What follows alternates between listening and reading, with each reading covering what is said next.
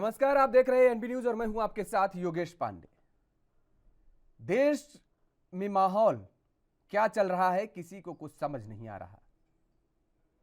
धर्म की सियासत, धर्म के सहारे राजनीति रंग देने का काम जो सियासी दल लगातार कर रहे हैं वो तो कर ही रहे हैं, लेकिन धर्म गुरुओं की तरफ से जो बयानबाजी सामने आ रही है वो भी अपने आप में बेहद चिंताजनक है और बेहद निंदनीय भी है। जिनके एक बेटे हैं उनकी कमर टूट रही है,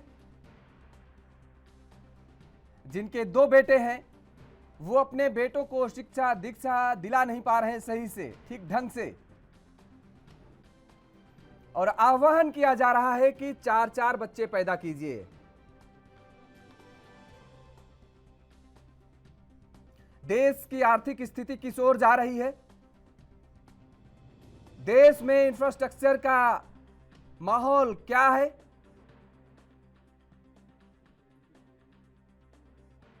किसी को कोई मतलब नहीं, लेकिन आह्वान किए जा रहे हैं 4 बच्चे पैदा करने के।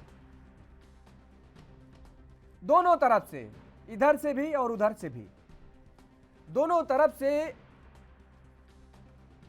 जो बिगड़े बोल हैं वो सामने आ रहे हैं। दूसरी तरफ से ऐलान किया जा रहा है कि अब एक होने का समय आ गया है।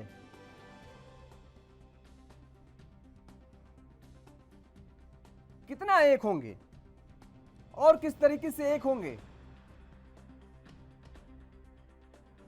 अभी क्या कुछ बाकी है?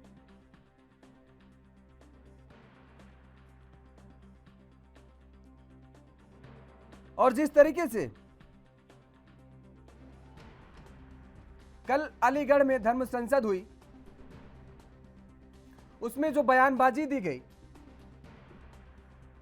वो मुझे लगता है कि बेहद निंदनीय है। अलीगढ़ में क्या हुआ, क्या बयानबाजी दी गई, पहले वो हम आपको सुनवा देते हैं। और दूसरी तरफ सांसद रफीकुर रहमान की तरफ से एक होने का जो आह्वान किया जा रहा है वो क्या कह रहे हैं वो भी हम आपको सुनवाते हैं। तक के ये मंच से गाली नहीं निकलेंगी तब तक के हिंदुओं के कान के पास में बम ही नहीं फूटता। अंबानी नाम के महान तांत्रिकों ने एक पलीत दे दिया आपके हाथ में भूत, इसका उपयोग करो धर्म जागरण के लिए। तो अपनी बहन, अपनी बेटी, अपनी माँ, अपनी पत्नी, अपनी लवर, इनकी टेंशन लो कि उन पर अगर 100 लोग, तुमको कैसा लगेगा? चूड़ी पहन के रखी क्या हमने, हम भी लड़ाई, तुमको काट डाला जाएगा। 100 लोग आ गए तो क्या कर लोगे तुम? 100 लोग आ गए तो क्या कर लोगे? देश के आगे बढ़ाने की कोशिश करेंगे, अपने भाइयों मेरी जिंदगी का पूरा विषय क्या इसी में निकल गया। ये अल्लाह का शुक्र, तेरा कमाल नहीं है कि उसने मुझे तौफीक दी। मैंने 70 साल की सियासत में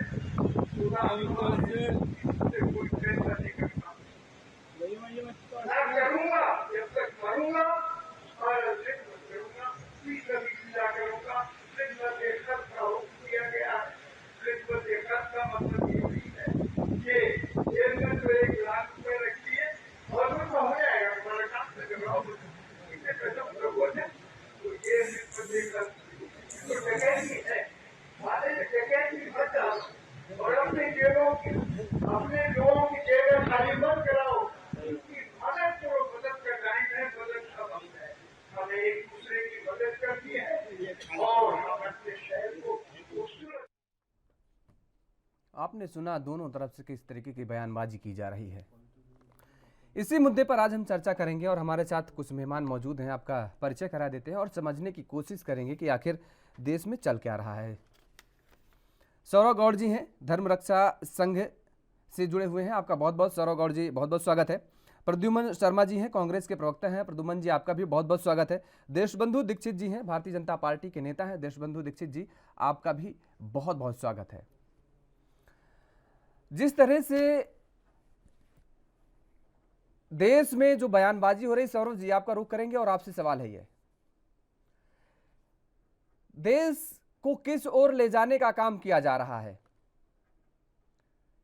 लगभग 150 करोड़ के इस देश को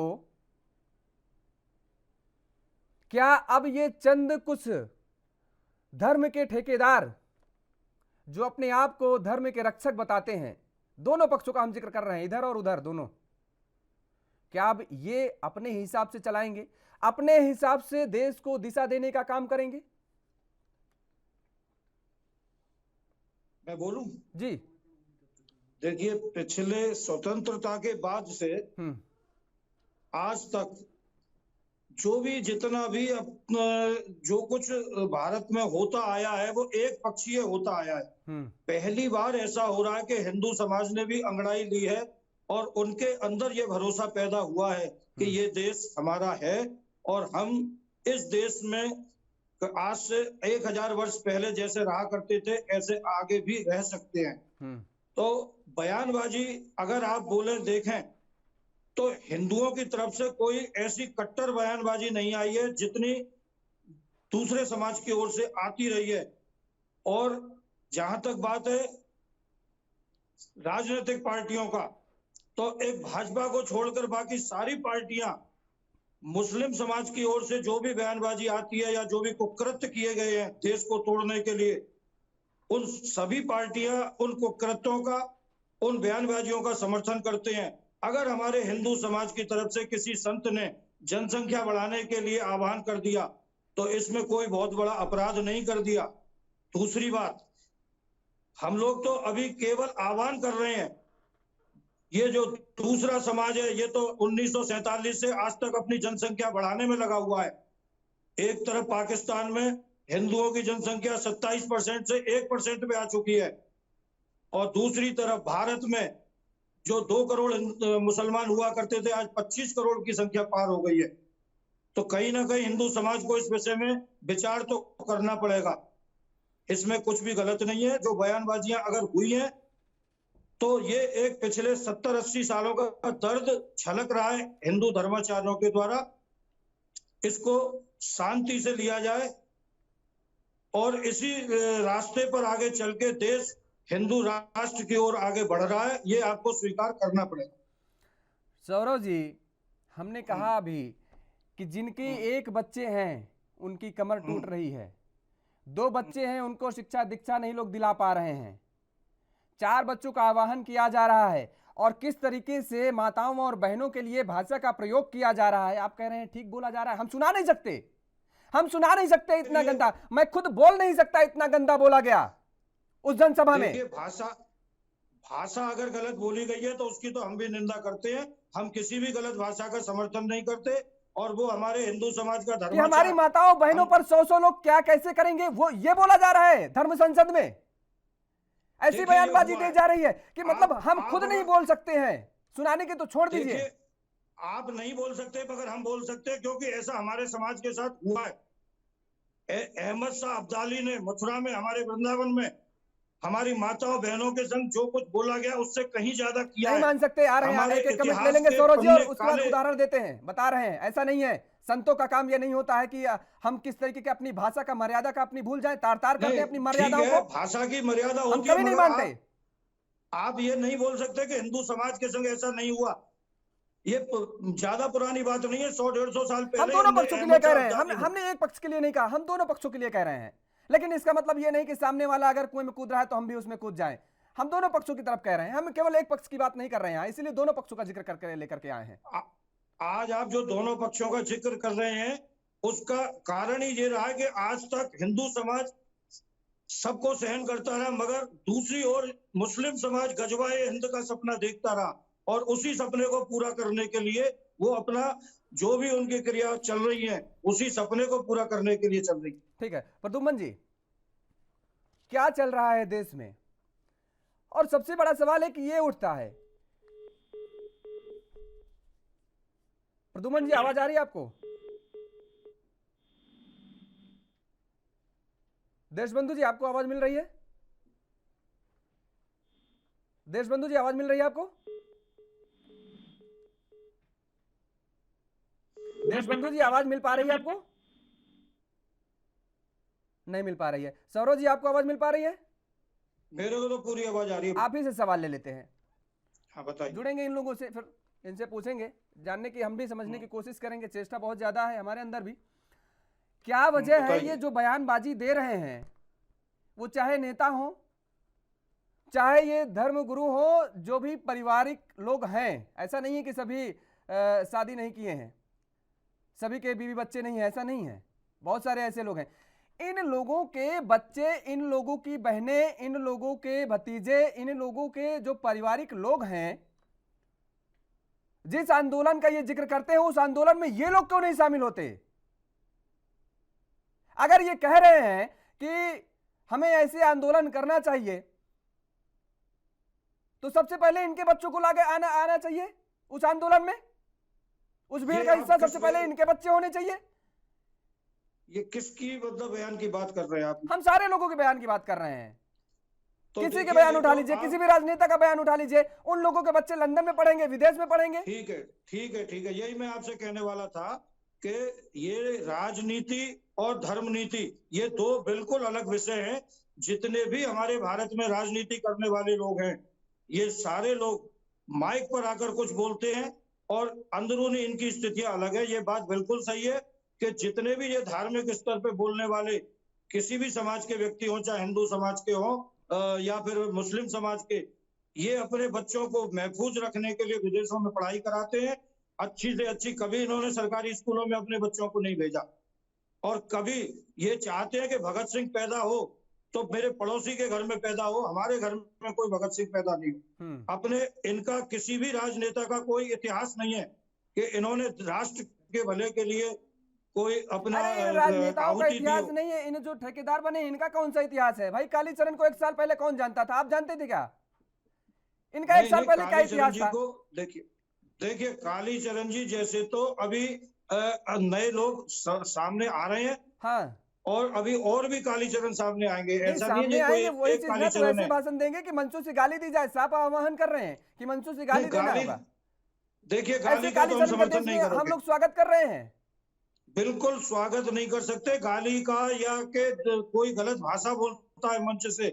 हमारी धर्म के नाम पर संसद होती है और धर्म संसद का दुरुपयोग गाली गलौज की भाषा के लिए होता है। ये चीज तो हम बर्दाश्त नहीं करेंगे, हम कभी भी इसको पसंद नहीं करेंगे। हर जगह यही तो हो रहा है।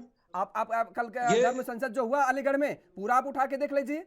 पूरे धर्म संसद के दौरान जो भाषण दिया गया कालीचरण की तरफ से, पूरे भाषण में शब्दों का प्रयोग किया गया, पूरे भाषण में। मैंने असल में कल मैं पूरा संसद देख नहीं पाया था, मगर किया होगा उन्होंने, ये हो सकता है। मगर ये आक्रोश पिछले सैकड़ों साल का आक्रोश है जो हमारे हिंदू समाज को दबाया गया, वो आक्रोश निकल के आ रहा है। तो थोड़ा सा नहीं मान सकता, ये आक्रोश नहीं है, ये आक्रोश नहीं है। सौरभ जी मैं आपको एक बात और क्लियर कर दूं। प्रदुमन जी आपको आवाज आ रही है कि नहीं आ रही? अभी देशबंधु जी आपको आवाज आ रही है? चलिए देशबंधु जी, वही सवाल आपसे भी है कि ये क्या वजह है जो धर्म के नाम पर ये राजनीति की जा रही है? लगातार जिस तरीके से जो बयानबाजी सामने आ रही है, इनके बच्चे क्यों नहीं भाई इस आंदोलन में शामिल होते हैं? इनके बच्चे क्यों नहीं इस आंदोलन का हिस्सा बनते हैं? ये अपने बच्चों को विदेशों में पढ़ाएंगे, लंदन में पढ़ाएंगे।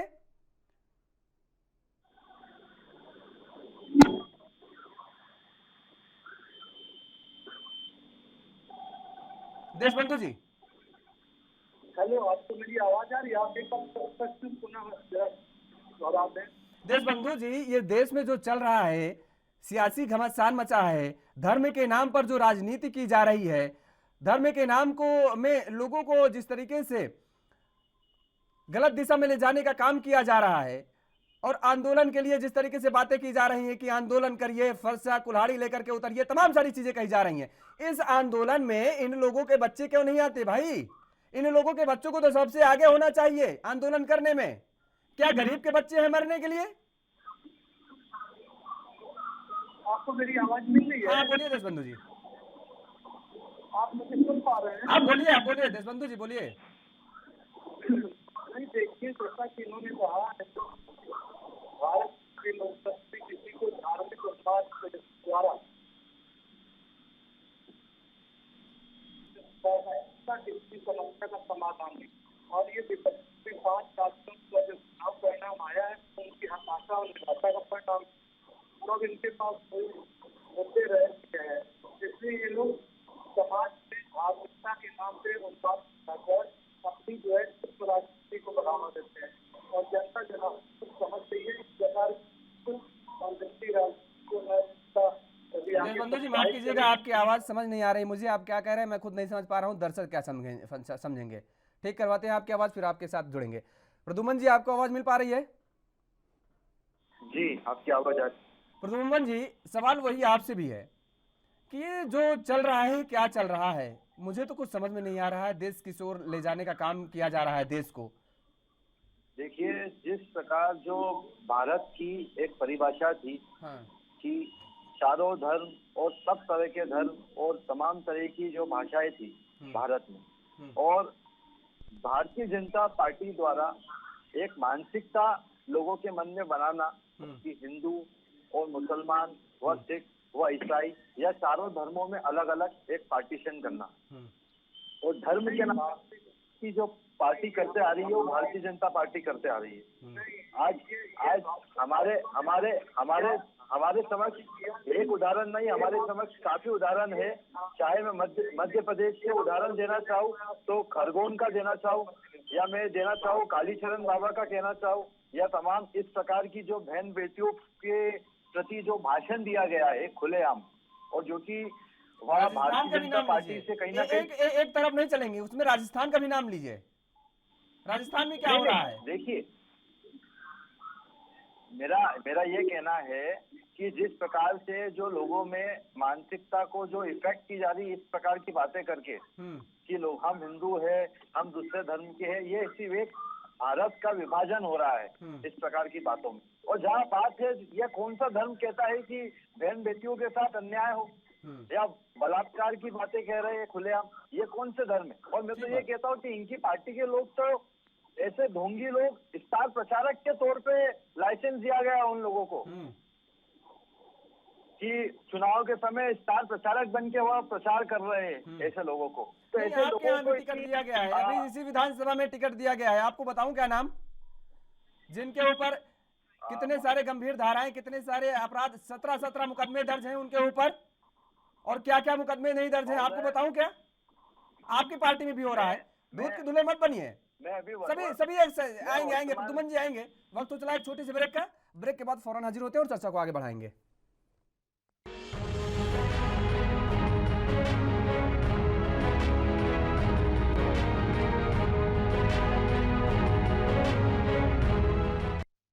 ब्रेक के बाद एक बार फिर आप सभी का स्वागत है और चर्चा को आगे बढ़ाएंगे। हमारे साथ सभी मेहमान लगातार बने हुए हैं।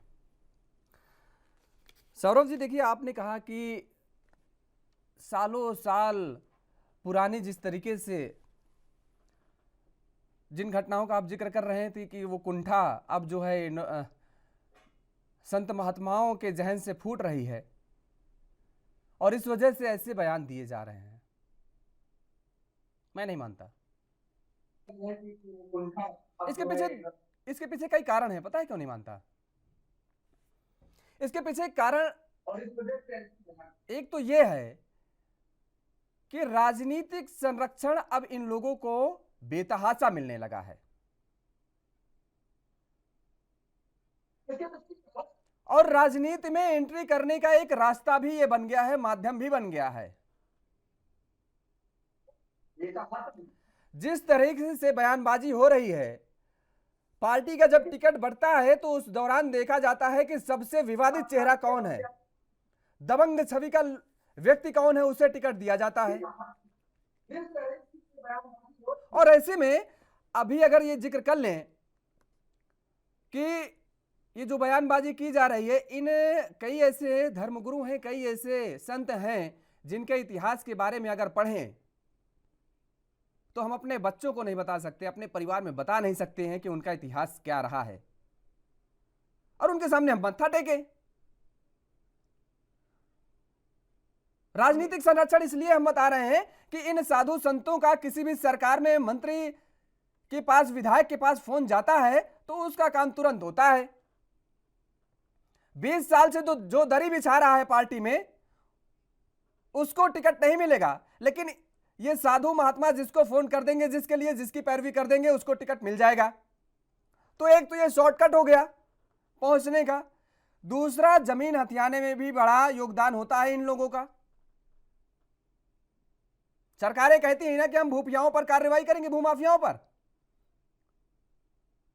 अब किसी साधु संत, किसी मौलाना को उठा लीजिए जो अपने आप को बहुत बड़े रहनुमा बताते हैं धर्म के, चाहे वो हिंदू के हो चाहे मुस्लिम के हो। उनकी संपत्ति देखिए, उनकी जमीन देखिए, जहां मनचाहा वहां झंडा गाड़ दिया। और क्या उसके बाद अगर उस पर कोई ऐतराज, कोई प्रशासन कोई कार्रवाई करता है तो बोलेंगे धर्म पे हमला कर दिया साहब। मुस्लिम है तो ये कहेंगे कि अब जीने नहीं देने चाह रहे, हमें हिंदुस्तान में रहना नहीं देना चाह रहे ये सरकार। और हिंदू है तो हिंदू बोलेंगे कि धर्म के रक्षक के ऊपर ये हमला है। ये कहां जा रही है राजनीति? क्या इसके पहले धर्मगुरु नहीं थे क्या? दोनों जगह थे। दो उदाहरण दे रहे हैं हम आपको। आपने नाम सुना होगा, जानते भी होंगे मुझे लगता है, और मुझे लगता है कोई मुस्लिम भी उस नाम से उसको कोई गुरेज नहीं होगा। बाबा नीम करौरी का नाम आप जानते हैं। बाबा नीम करौरी के सामने दर्शकों की कतारें, जो उनके जो भक्त थे उनकी कतारें लगी रहती थी। क्या कभी उन्होंने आज तक कहा क्या किसी से कि उन्माद फैलाइए? किसी से कहा? जॉब से स्टीव जैसे लोगों को आज उन्होंने बना दिया, सेब काट के उनको फेंक दिया, प्रसाद दे दिया। एप्पल कंपनी आज कंपनी है। किसी से कभी नहीं कहा उन्होंने। क्या इनसे बड़े ये धर्म के ठेकेदार हो गए क्या? ये धर्म के रक्षक हो गए हैं क्या बाबा नीम करौरी से? और ऐसे में देखिए, हम एक उदाहरण दे रहे हैं इसके साथ ही। रफी अहमद किदवई जी थे, जवाहरलाल नेहरू जी के कैबिनेट में थे, कृषि मंत्री थे। वो बाबा के दरबार पे जाया करते थे, स्वतंत्रता सेनानी भी थे। जब उनका इंतकाल हो गया तो उसके बाद बाबा की मंशा हुआ करती थी कि 10 से 12 महीने के बीच में अंदर जो है बाबा उनकी मजार पी जाएं और थोड़ी देर वहां पर बैठें। हमने पढ़ा है कि वो कहा करते थे कि अच्छी आत्मा थी, अच्छी आत्मा थी, वो ये कहा करते थे। और इसके साथ चिश्ती साहब का दरगाह का जिक्र अगर कर लें हम, बताइए, अकबर पैदल गया वहां पर दरबार पर, और उसके बाद उन्हीं की कृपा से, उन्हीं के आशीर्वाद से पुत्र रत्न की प्राप्ति हुई, वो पिता बन सका। और अकबर ने कहा कि चलिए हम आपको आगरा में महल बनवा दे रहे हैं, वहां पर रहिए। उन्होंने कहा नहीं, जिसकी जरूरत होगी पहाड़ों पर मेरे पास आएगा, हम यही सही हैं, यही ठीक हैं। उनके यहां कोई नहीं जाता था क्या? उन्होंने कभी किसी से कहा क्या कि आप वैमनस्यता फैलाइए? क्या इन लोगों से ज्यादा बड़े ये धर्म के रक्षक बन गए हैं क्या? हम केवल इतना समझना चाह रहे हैं। सौरव जी,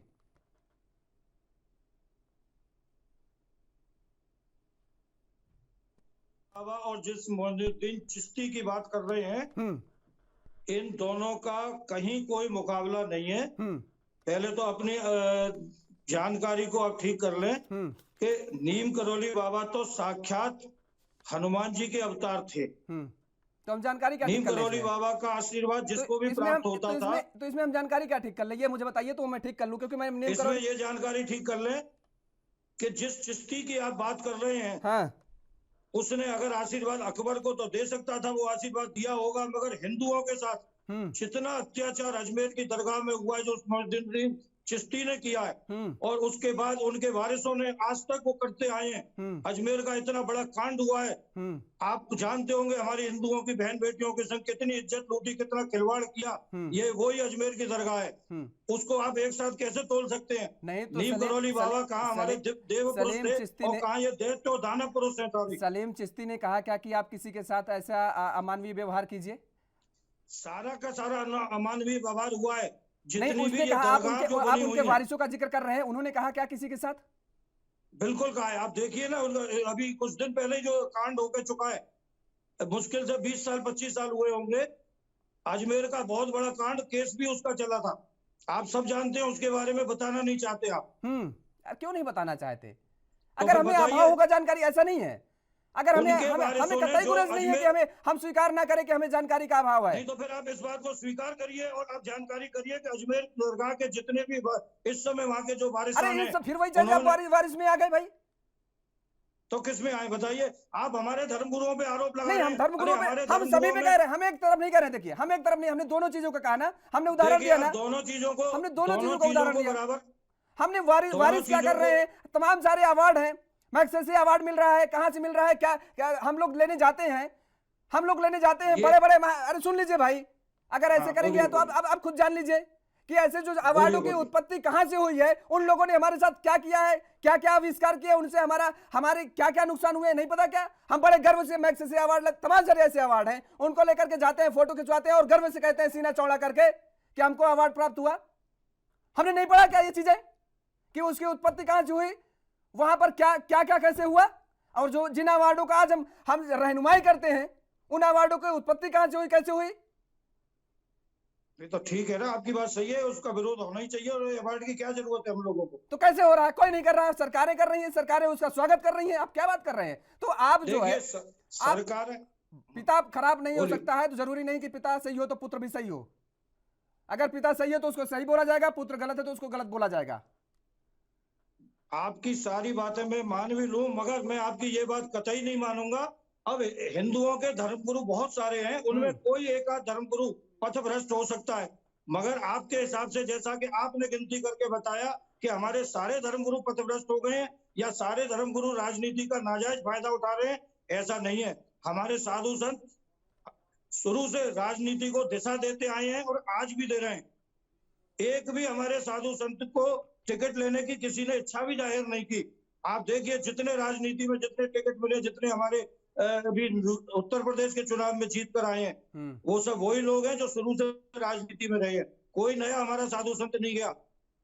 और जहां तक बात है हमारे योगी जी की, तो आपको बता दूं, मैं योगी जी को बहुत अच्छी तरीके से पहचानता हूं, कई बार उनसे मुलाकात की है। अरे उनकी मंशा पर हम सवाल ही नहीं उठा रहे हैं। हमने तो उनकी मंशा पर सवाल ही नहीं उठाया। हमने तो उनके कार्यों को कल भी कहा, कल भी हम चर्चा कर रहे थे कि कितना शानदार तरीके से काम हो रहा है। लाउड स्पीकर उतारने का काम किया गया तो सबसे पहले गोरखपुर में उतारा गया और उसके बाद तमाम सारे मंदिर मस्जिद हर जगह से उतारे गए। कोई चीपू नहीं हुई, वो तो मैं खुद ही कह रहा हूं। तो फिर जब योगी जी के सारे आदेश को हमारा पूरा संत समाज सिरोधार्य कर रहा है, तो पूरे देश के जो मुस्लिम समाज के लोगों को क्यों उस आदेश को नहीं मानने को तैयार? नहीं, गलत बात। देखिए सौरव जी, हमने एक लोगों के लिए नहीं कहा, हम दोनों पक्षों के लिए कह रहे हैं और इसीलिए दोनों पक्षों के हम जिक्र कर रहे हैं। आप ये अगर कहें कि हम केवल एक पक्ष पर सवाल उठा रहे हैं तो ये आप गलत सोच रहे हैं। और ये आपका बड़ा सवाल तो हिंदुओं की नहीं, दोनों पक्षों के लिए है। नहीं, दोनों पक्षों के लिए है। माफ कीजिएगा, क्योंकि मुस्लिम धर्मगुरु मेरे साथ नहीं है। मैंने कहा था किसी कारणवश, क्योंकि आज ईद भी है, वो नहीं बैठ पा रहे हैं, नहीं मिल पाए हैं। नहीं, मैं उनसे भी आपसे तीखे सवाल करता, ऐसा नहीं है। ये आपकी गलतफहमी है। अगर आप ये सोच रहे हैं तो ये आपकी गलतफहमी है, क्योंकि आज मेरे साथ धर्मगुरु, मुस्लिम धर्मगुरु है नहीं, इसलिए मैं उनसे सवाल नहीं पूछ पा रहा हूं। बाकी मैं राजनीतिक लोग जुड़े हुए, इनसे सवाल ले रहे हैं, ऐसा नहीं है।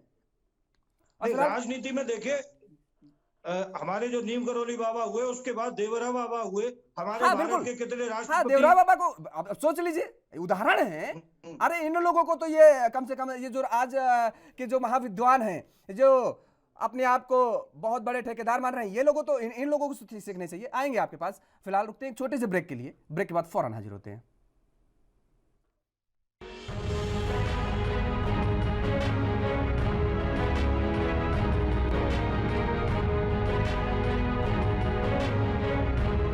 ब्रेक के बाद एक बार फिर आप सभी का स्वागत है और चर्चा को आगे बढ़ाएंगे। हमारे साथ सभी मेहमान लगातार बने हुए हैं और सीधा प्रद्युम्न जी का रुख करेंगे। प्रद्युम्न जी, आप कह रहे थे ना, जो आप आरोप लगा रहे हैं, हमने कहा था कि आपसे कि हम ऐसा नहीं है कि आपके नेता नहीं है। इस चुनाव का मैंने जिक्र किया था आपसे कि इस चुनाव में भी आपने अपनी जीत की बाट जो रहे थे और कैसे जीता जाए, कैसे भी किसी भी सूरत में सत्ता पर काबिज हुआ जाए, वो उस पर केवल आप फोकस कर रही थी। ये फोकस नहीं कर रहे थे कि हम किस व्यक्ति को टिकट दे रहे हैं, किस व्यक्ति को अपने पार्टी में जोड़ रहे हैं। हमने कहा था, मैं नाम गिनाऊं आपको, कटु वचन हो जाते हैं, सुन लीजिए। तौकीर रजा कौन था जिसको आप अपने साथ लेकर के आए चुनाव के दरमियान? आपको नहीं पता?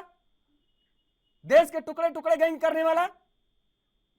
और उसके बाद क्या कह रहा है वो कि अगर सड़कों पर, अगर उसने किस तरीके की बयानबाजी दी थी कि अगर इन युवाओं के ऊपर से मेरा हाथ खिंच गया, इनका गुस्सा फूट गया, ये सड़कों पर आ गए, तो लोगों को भारत में छुपने की जगह नहीं मिलेगी।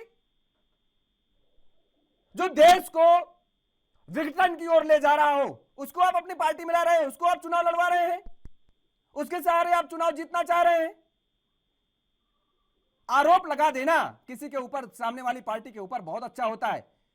शीशे के सामने खुद खड़े होकर के देखिए, आईने के सामने खुद खड़े होकर के देखिए। मैं उसी बात की सफाई देते हुए आपसे ये बात रखना चाहूंगा। हाँ। कि जो संत है और जो महंत है, उसको किसी को बताने की जरूरत नहीं है संत को कि मैं संत हूँ। बाकी जिस प्रकार के ये जो धर्म के जो पाखंडी, जो चोला पहन के जो लोग घूम रहे हैं और लोगों की भावना के साथ जो खेल रहे हैं कि हम इस धर्म के हैं, जय है, राम नाम का नारा है, जो राम का नहीं वो किसी काम का नहीं, इस प्रकार की जो बातें कर रहे हैं। मैं खुद एक ब्राह्मण आदमी हूँ, मैं खुद एक ब्राह्मण हूँ, मैं खुद हिंदू हूँ। मुझे कि कोई ऐसा नहीं कभी फील हुआ आज तक कि हमें कहीं ना कहीं हमारे साथ प्रताड़ित हुए हम लोग, या हमारी मतलब इस प्रकार की हमारे साथ गलत हुआ है। यह सिर्फ एक मानसिकता लोगों की बनाई गई है और इस मानसिकता से देश में चारों तरफ एक गलत माहौल बन गया है। एक ऐसा माहौल बन गया है जिसमें एक ही भारत के कई टुकड़े हो गए हैं। लोगों के बात की जाए कि आज एक साधारण बात की जाए, जिस प्रकार से महोदय ने बोला था कि यह राक्षस के रूप में है, ये संत महंत जो है जिस प्रकार है, ये राक्षसों की भूमिका निभा रहे हैं और आपस में एक दूसरे को लड़ा के और अपनी रोटी सेकने के लिए जो अपने जो लोगों की आहुति दे रहे हैं, वो चीज एक गलत है। वह भारत को ना कभी एक कर पाएगी, वह भारत को कई टुकड़ों में कर देगी। मेरा यही मतलब मानना है कि इस प्रकार की जो चीजें हैं वो कहीं ना कहीं जाके रुकना चाहिए और सभी पार्टियों को इस पे निर्णय लेना चाहिए कि ऐसे लोगों पे सख्त कार्रवाई होना चाहिए। आज जैसे अपना कालीचरण का मैं उदाहरण देना चाहूंगा, मध्य प्रदेश से हूँ मैं।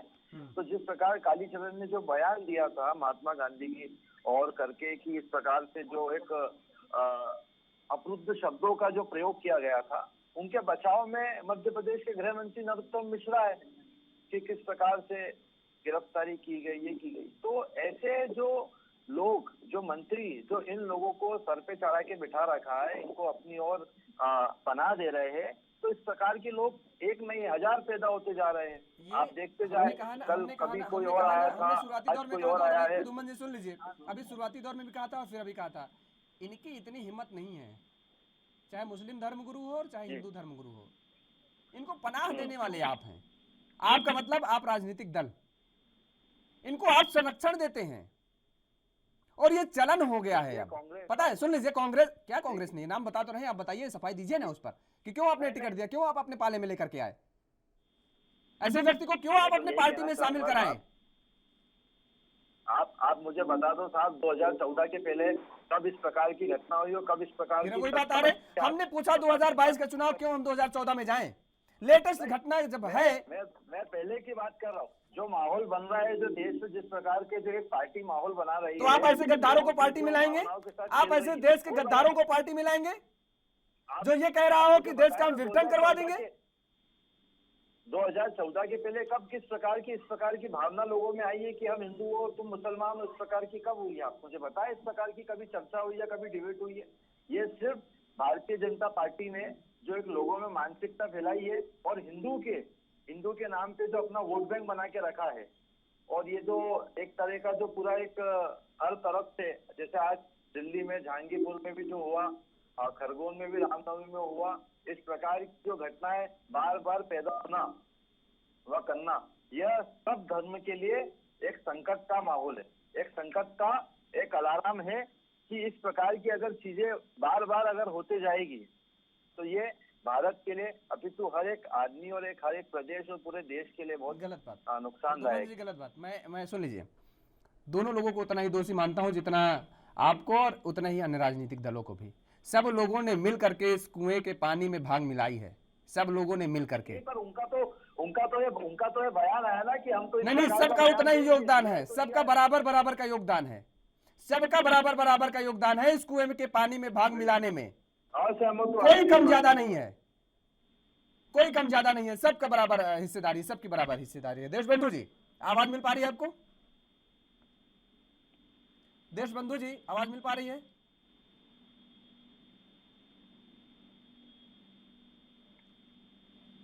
चलिए, देशबंधु जी को अभी भी आवाज नहीं मिल पा रही है। देशबंधु जी की आवाज नहीं मिल पा रही है, नहीं है तो देशबंधु जी को फ्री कर दीजिए, क्यों वो समय अपना बर्बाद कर रहे हैं, उनके पास और बहुत सारे काम होंगे। आएंगे सौरव जी। सबसे बड़ी बात मुझे पता है क्या आश्चर्यजनक लगी, कल का जब ये भाषण दिया जा रहा था ना, आज आप बता दो सबसे ज्यादा पनाह किन लोगों ने दे रखी है? भारतीय जनता पार्टी में तमाम तरह के हर धर्म गुरु को मतलब पनाह दिए, जिस धर्म गुरु ने गलत बयान दिया एक धर्म को लेकर। मैं बात कर रहा हूँ अभी जिस प्रकार से जो बयान आया, कि बहन बेटियों का बलात्कार, ये कौन सा धर्म सिखाता है? आप मुझे बताएं। आप करंट जो सिचुएशन उस पर आप बात करते हुए बताएं कि यह कौन सा धर्म बोलता है कि या कुरान बोलती है कि यह बाइबल बोलती है कि गुरु ग्रंथ साहिब बोलता है कि हमारी गीता बोलती है। फिर वही चीज आ गई। आप सुन लीजिए, आपने प्रदुमन जी सुन लीजिए भाई, हमने कहा ना कि दूसरे पर आरोप लगाने से आप अपने आप को नहीं बता पा रहे हैं। लेटेस्ट अपडेट, लेटेस्ट घटना को आप कह रहे हैं, हम बता तो रहे हैं। ऐसे लोग हम बीजेपी को भी इतना दोषी मान रहे हैं, लेकिन आप अपने आप को तो बताइए। आपने सुन लीजिए, आपने बाइबल का जिक्र किया, हमने अभी उदाहरण दिया था। अरे सुन लीजिए, हमने अभी उदाहरण दिया था बाबा नीम करौरी महाराज का। अब एक घटना फिर याद आ गई, सुन लीजिए प्रदुमन जी, हमारा सनातन धर्म ऐसा है। फिर एक घटना याद आ गई, आपने बाइबल का नाम ले लिया। सुन लीजिए, बाबा नीम करौरी महाराज से एक भक्त ने पूछा, बिल्कुल एक भक्त ने पूछा कि ईसा मसीह कौन है जी, ईसा मसीह कौन है? तो उन्होंने पता क्या कहा? बाबा ने कहा कि ईसा मसीह वो हैं जो अपने आप को ईश्वर में एकीकृत कर ले गए। और उसके बाद बाबा रोने लगे, ये है हमारा सनातन धर्म। मैं यही बात मैंने अपने शब्दों में की इस प्रकार से कि जो ये ढोंगी लोग जो घूम रहे हैं, जो टीका लगा के या एक भगवा रंग की चोली पहन के अपने आप को धर्मगुरु मानते हैं, ये सिर्फ भारत का विभाजन करना चाह रहे हैं, अपने आप को कहीं ना कहीं राजनीतिक क्या करना चाह रहे हैं? जिनको आप पार्टी में ला करके फूल माला पहना रहे हैं, जिनको आप चांदी की प्लेट में नाश्ता करवा रहे हैं और उसके साथ चांदी के ग्लास में उनको पानी पिला रहे हैं, आप क्या कर रहे हैं? रुक जाइए देशबंधु जी, आवाज आ रही है आपको? देखो, कांग्रेस पार्टी ने कभी भी जानते हैं कांग्रेस का इतिहास, जानते हैं, ऐसा मत बताइए। धर्म के नाम पे, प्रदुमन जी ठीक है, धर्म के नाम पे क्या नहीं कर रहे हैं वो मुझे पता है, मुझे पता है सर। मैंने आपसे पहले भी यही पूछा था कि 2014 के पहले कभी इस प्रकार की डिबेट नहीं हुआ करती थी। ठीक है, एक सेकंड रुक जाइए प्रदुमन जी, रुकिए भाई, रुकिए प्रदुमन जी, रुकिए भाई। देशबंधु जी, आवाज मिल पा रही है आपको? देशबंधु जी की आवाज उनके पास शब्द ही नहीं है, उनको आवाज कहाँ से मिल पाएगी? हाँ ठीक है, नहीं देशबंधु जी को आवाज नहीं मिल पा रही है। नहीं, हमें कमांड दिया गया कि देशबंधु जी जुड़ चुके हैं, उनको आवाज मिल पा रही है, गलत कमांड दिया गया। ठीक है सौरभ जी, हम आते हैं फिर। दरअसल हम ये आपसे पूछना चाह रहे थे कि कल के जो भाषण में जब मुझे सबसे बड़ी दिल में जब कचोट उठी, ये उठी कि ऐसी बयानबाजी दी जा रही थी महिलाओं और बहनों के प्रति, माताओं और बहनों के प्रति। बिल्कुल सही बात है जी जी। सौरभ जी सुनिएगा, तो उसमें हमारी माताएं और बहनें भी थी जनसभा में, और वो ताली बजा रही थी, समर्थन कर रही थी। मतलब मुझे ये आश्चर्य हुआ कि इन माताओं और इन बहनों को आखिर कैसे मोटिवेट किया गया कहा जाता है ना कि एक माता का जो दर्द होता है, माताएं जो होती हैं वो अपने पीड़ा के साथ ही वो किसी भी धर्म समुदाय की महिलाएं हों, माताएं हों, बहनें हों, उनको अपने आप से जोड़ लेती हैं, उनको अपना सा समझती हैं। उनको धर्म जाति संप्रदाय से मतलब नहीं होता है। जब आपस में मिलती है किसी भी धर्म संप्रदाय की, जब कहीं आप देखिए कहीं चर्चाएं होती हैं तो किस तरीके से उनकी मुलाकात होती है, किस तरीके से जो लगाव आपस में होता है वो सब धर्म संप्रदाय से भूल जाती हैं। कैसे ये हो पा रहा था, कैसे ये वहां पर तालियां बज रही थी, मुझे ये नहीं समझ में आ रहा था सौरभ जी। अगर अब ये स्थिति पैदा की जा रही है कि हमारी माताओं और बहनों के सामने ऐसे अशोभनीय भाषा का इस्तेमाल किया जा रहा है, हम तो टेलीविजन स्क्रीन पर नहीं दिखा रहे हैं, म्यूट कर दे रहे हैं, बीप लगा दे रहे हैं, लेकिन वो लोग तो सुन रहे हैं। जब वो माइक से बोल रहे हैं तो वहां पर कौन सी बीप लग रही है? वहां पर अब शब्दों का प्रयोग, गाली गलौज का प्रयोग और ऐसे शब्दों का प्रयोग जो कि हमारी और आपके घर की माताएं बहनें सुन ना पाए। वो वहां पर मौजूद महिलाएं वो ताली बजा रही थी। किस ओर जा रहा है दिशा? हम इसलिए हमेशा पूछते हैं कि देश को किस दिशा में ले जाने का काम किया जा रहा है। दिन प्रतिदिन आए दिन कोई नई नई चीजें सामने निकल करके आ रही हैं। सौरभ जी,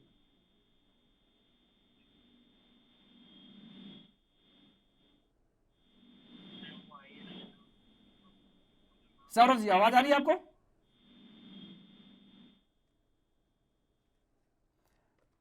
गौड़ जी आवाज मिल पा रही है आपको? हाँ मिल रही है जी। वही मैंने पूछा कि जब कल ये जनसभा में जो माताएं बहनें थी वो ऐसी हेट स्पीच पर ताली बजा रही थी। नहीं तो इसमें कोई, हाँ मिल रही है। मैं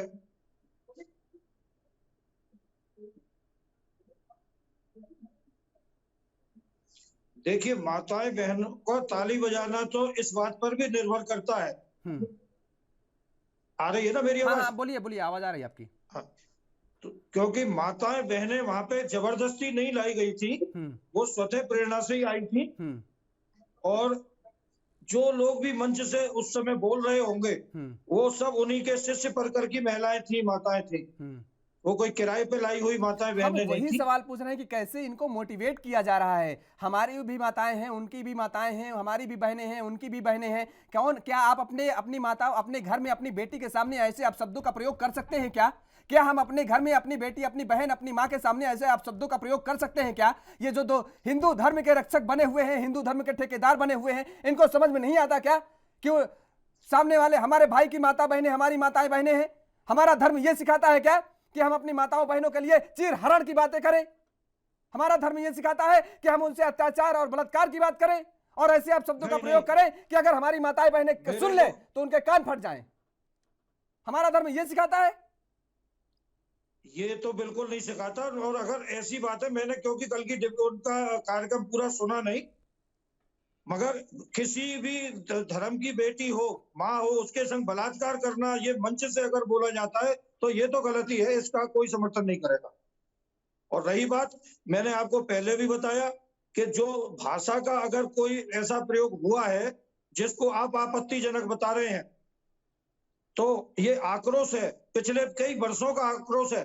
मुस्लिम समाज की तरफ से तो ये भी कितनी बार बोला गया कि 15 मिनट के लिए आप अपनी पुलिस हटा लो।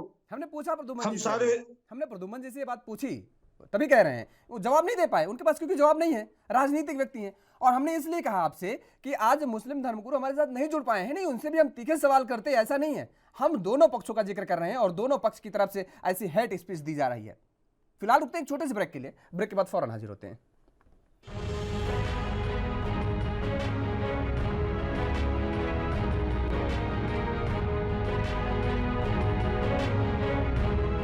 और ब्रेक के बाद एक बार फिर आप सभी का स्वागत है। हमारे साथ सभी मेहमान लगातार बने हुए हैं।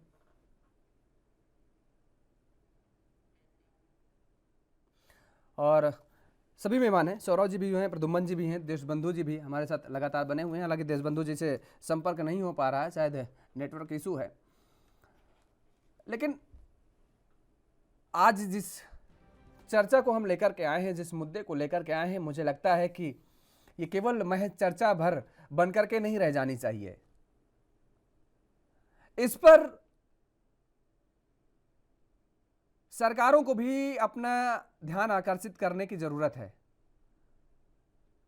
सौरभ जी, क्या उत्तर प्रदेश के मुख्यमंत्री का हमने जिक्र किया, आपने किया, वहां पर जो स्थिति देखने को मिल रही है, जो लोगों के अंदर एक, अब डर कहिए इसे, डर ही होगा, क्योंकि उनके अंदर काम करने की इच्छा शक्ति है मुख्यमंत्री के अंदर, कि कहीं भी अराजकता फैलेगी तो उसको बख्शा नहीं जाएगा, वो कोई भी हो। क्या पूरे देश में ऐसी स्थिति पैदा करने की जरूरत है? यानी ये कहें कि ऐसे ही एक डोज या दवा की गोली देने की जरूरत है क्या पूरे देश भर में, और सभी के लिए, किसी एक के लिए नहीं, किसी एक धर्म संप्रदाय के लिए नहीं, सभी संप्रदायों के लिए, सभी धर्मों के लिए? ये कि हमारे योगी जी की जो सरकार है एक मॉडल सरकार बन चुकी है, और निश्चित रूप से जो आपने बात बताई है ये बहुत ही महत्वपूर्ण बात है कि सारे देश के जितने भी मुख्यमंत्री हैं उनको योगी जी के इस कदम से प्रेरणा लेनी चाहिए। योगी जी ने बिना किसी सख्ती किए एक भी डंडा पुलिस को नहीं चलाना पड़ा, किसी को इवन ये समझा कि डांट भी नहीं लगानी पड़ी। योगी जी ने, मैं आपको बस जरा सा बताना चाहता हूं क्योंकि उस मीटिंग में मैं भी शामिल हुआ था, योगी जी ने सारे जितने भी डीएम और हमारे जो जिलों के डीएम एसएसपी हैं उनको आदेश दिया कि किसी भी प्रकार की कोई अराजकता नहीं होनी चाहिए। इसके लिए आप हिंदू धर्मगुरुओं और मुस्लिम धर्मगुरुओं को बुलाकर, धर्माचार्यों को बुलाकर अलग अलग उनसे बातचीत करें, उनकी समस्याओं को सुने, उनके विचारों को सुने और अपने स्तर पर उसका समाधान करें, जिससे कि आगे कोई समस्या पैदा नहीं हो। ये जो आपको उत्तर प्रदेश में शांति दिखाई दे रही है उसके पीछे एक बड़ा कारण यही है। हमारे जिला प्रशासन ने सभी धर्मगुरुओं को बुलाया, धर्माचार्यों को अलग अलग, मुस्लिम समाज के भी, हिंदू समाज के भी और अन्य समाज के भी, सभी के साथ बैठ के शांतिपूर्ण माहौल में वार्ता की और आज उसका परिणाम आपके सामने है कि पूरे उत्तर प्रदेश में रामनवमी से लेके बजरंगबली की जयंती और अब आज की ईद, ये सब बड़ी शांतिपूर्ण तरीके से निपट गई और कोई ने योगी सरकार के खिलाफ एक उंगली उठाने की कोशिश नहीं की। तो देश की सारी सरकारों को इससे प्रेरणा लेना चाहिए। मगर मैं आपको बता दूं कि ये जो हमारे कांग्रेस से प्रद्युम्न शर्मा जी बैठे थे, ये अभी बोल रहे थे कि ये संकटकालीन स्थिति है। ये संकटकालीन स्थिति केवल कांग्रेस के लिए और उन पार्टियों के लिए है जो सत्ता में आने के लिए तड़प रही है। जहां जहां कांग्रेस की या और पार्टियों की सत्ता है, ये जानबूझ के अराजकता वहां फैला रहे हैं। हिंदू मुस्लिम का जितना भी जो भी आजकल प्रचार चल रहा है, ये सब कांग्रेसियों के द्वारा और भाजपा विरोधी जो भी और पार्टियां उनके द्वारा प्रायोजित है। भाजपा की सरकारें आपको जहां भी मिलेंगी वहां कहीं कोई दंगा नहीं हो रहा, वहां किसी भी प्रकार की कोई सांप्रदायिक वैमनस्यता नहीं है। केवल साधु संतों को बार बार आरोपित करना, ये तो एक धर्म संसद पुराना विषय है, पहले से चलता चला आया है। नहीं तो इसको खत्म करना पड़ेगा। देखिए सौरभ जी, इसको खत्म करना पड़ेगा।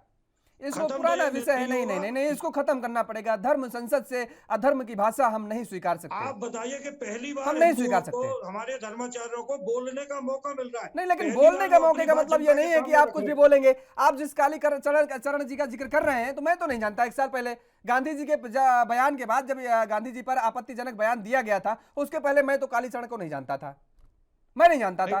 और सुन लीजिए, मुझे लगता है आप भी नहीं जानते रहे होंगे, मुझे लगता है। और पता नहीं साइकिल से चलते थे, किससे चलते थे, ये भी मैं आपको बता दूं। पता नहीं साइकिल से चलते थे कि पैदल चलते थे, साइकिल भी नहीं थी, ये भी पता नहीं है। और आज हवाई जहाज से साहब चलते हैं। और जब एयरपोर्ट पर, अरे सुनिए तो महाराज, सबसे अच्छा यही तो है। हमने शुरुआती दौर में कहा शॉर्टकट आज के समय में सबको पसंद आ रहा है, और यही वजह है। इतना बड़ा टीका लगा करके और हाथ में भी टीका लगा करके घूमते हैं। हमने कहा ना कि 1 साल पहले पता नहीं साइकिल, सुन लीजिए, ऐसे ही लोग धर्म को जो हमारे सनातन धर्म को जो बदनाम करने की जो बात चलती है ना, ऐसे ही लोग हैं। मैं खुले तौर पे कह रहा हूं, खुले तौर पर। हाँ बोलिए। ऐसे ही लोग हैं जो हमारे धर्म पर प्रश्नवाचक चिन्ह लगाने का काम कर रहे हैं। क्या वजह है भाई? अब जान गए लोग ना कि शॉर्टकट सबसे पसंद है। आपके पास साइकिल नहीं है, आपके पास मोटरसाइकिल नहीं है, कार की व्यवस्था नहीं है, आप ऐसे शब्दों का प्रयोग करना शुरू कर दीजिए, आपके अनुयायी हो जाएंगे और वो आपको पूरी सुविधाएं देने लगेंगे। आप हवाई जहाज से नीचे नहीं उतरेंगे, नीचे उतरेंगे तो 15 गाड़ियां आपके सामने रहेंगी और कुंटल 2 कुंटल फूल मालाएं पहुंच जाएंगी आपके स्वागत में। सबको ये एहसास हो गया, सबको ये पता हो गया है। इस वजह से ये लोग ये रास्ता अपनाते हैं। एक बात आप समझ लें कि जो हमारे धर्माचार्य अगर कुछ बोल भी रहे हैं मंचों से, हाँ। तो ये अभी केवल भाषणबाजी तक सीमित है। जबकि दूसरे पक्ष को आप देखें तो वो तो ऐसे काम कर रहे हैं। हमारी तरफ से कोई हिंसा का काम हुआ नहीं है। हाँ। और जबकि दूसरी तरफ से हिंसा में कोई कमी नहीं रही है। हमारा सिद्धांत वाक्य रहा है अहिंसा परमो धर्म। आपने सुना होगा, हर जगह लिखा देखा होगा, अहिंसा परमो धर्म। ये हमको पढ़ाया गया है शुरू से। का तो हमारे मगर अभी यही तो भाषण में यही तो किया जा रहा है, यही तो अपील की जा रही है कि हथियार उठा लीजिए। अब हथियार उठा लीजिए। हाँ, तो अब उसका मैं इसीलिए आपको बताना चाह रहा हूँ कि इसके आगे का जो श्लोक है वो पूरा जब ही होता है कि इसके आगे की लाइन है कि धर्म हिंसा तथाई कुछ। अपने धर्म के रक्षा के लिए अगर हिंसा भी करनी पड़े तो वो भी शास्त्र सम्मत है। पर केवल धर्म की रक्षा के लिए आप किसी के संग गलत नहीं कर सकते। अपने धर्म की रक्षा के लिए हिंसा भी शास्त्र सम्मत है। कौन तो अगर कालीचरण जी जैसे या और कोई भी धर्मगुरु, कहां पर धर्म पे संकट मंडरा रहा है साहब? कहां पर मंडरा रहा है? हम अपने घर में पूजा कर रहे हैं, हम मंदिरों में जाते हैं, दर्शन करते हैं। हाथों दोनों पांव काट के हमारे एक आरएसएस के कार्यकर्ता की हत्या की गई है। नहीं, ऐसी घटनाएं तो हर जगह आ रही हैं, दोनों तरफ से आ रही हैं, एक तरफ से नहीं आ रही। दोनों तरफ से आप नहीं कह सकते। क्यों नहीं? अरे सुन लीजिए भाई, नोएडा की घटना बता रहे हैं। क्या बात आप कर रहे हैं?